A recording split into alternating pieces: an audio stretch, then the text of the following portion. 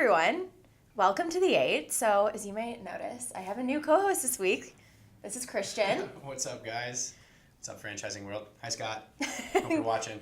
Go easy on him, guys, this week. I just literally walked out and was like, you're going to be on The 8. So he has no idea what he's getting himself into. So, enjoy.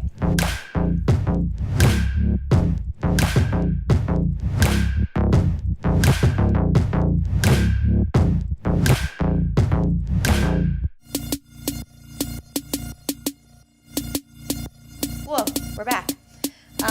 So, kicking things off with some fantastic news. So, you sign on to be a franchisee, have your money on the line. What happens next? So, we have an article up on 1851 now that kind of walks through what you could do if you're asking yourself these questions. We spoke with franchisees from 6 different brands that give their advice on how to get a grand opening set up, get a brand off the ground successfully, whether that's making sure that you're going through training, trusting the corporate team, getting digital marketing going. It's just a lot of good advice in order to get your locations up and running. That's awesome. Yeah, check it out. All right, Fran Liberty. Have you found yourself wondering, you guys, it's been too long since Cassie's talked about Papa John's. Papa John's. Producer Emily's like, yes, I have been asking every week. So. It's a perfect time to talk about it since it's the Super Bowl. I know, Super Bowl exactly. season. Yeah. So he's back in the news. He's back, right. So there's a ruling that the company has to give him documents that pertain to why he was kind of ousted. So they weren't sure if they were going to have to do that. It's the latest ruling now that there's kind of a control battle over who's going to be able to take it since he founded the company and needed to get gone. So, we'll have to see where it goes. Yeah, I think you could just Google his name and figure out why he's Right. not part of Papa John's anymore. But R.I.P. Whatever. All right. That's his deal. All right, fresh money. So it's now the longest government shutdown in U.S. history, and so brands are beginning to comment on it. So there are social media posts like Burger King when President Trump tweeted out hamburgers. They kind of trolled him with that. And then there's some brands like Nestle Waters North America. They are doing a little bit more serious of things like organizing public space cleanup days. The North Face put a call to action on its page to donate to the National Park Foundation. So brands are starting to step in. I think it's a sign that in today's day and age, people are expecting companies to take a stance. Whether that alienates or encourages people to come is a risk you have to take. But Yeah, I know that Lightbridge is postponing all of their tuition for families that have government workers, which is pretty cool. yeah, that's awesome. Super helpful. All right.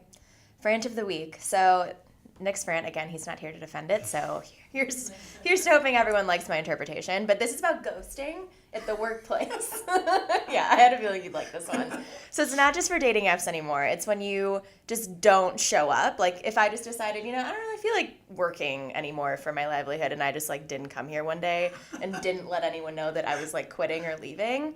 So Nick recounts there have been 2 times within NLA's history that people have ghosted. And then there's also, people that are leaving with no jobs. There are people that are burning bridges. So we're taking a look. I mean, I'd say that in the business world, you probably don't want to burn a bridge because you never know when you're going to need a recommendation. But World's small nowadays. yeah, Yeah. watch out. All right, branching Bye. forward. Yeah, right. Christian's out. Ghosting the 8. That actually would be hilarious. All right.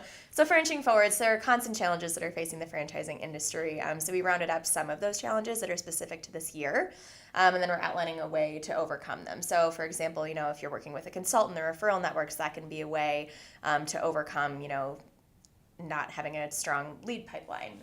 If your digital footprint, you need to start owning that. That can help, control that narrative and help overcome a challenge. If there's a pain point that you're experiencing, having content out there is going to be a good way to overcome that. So check it out.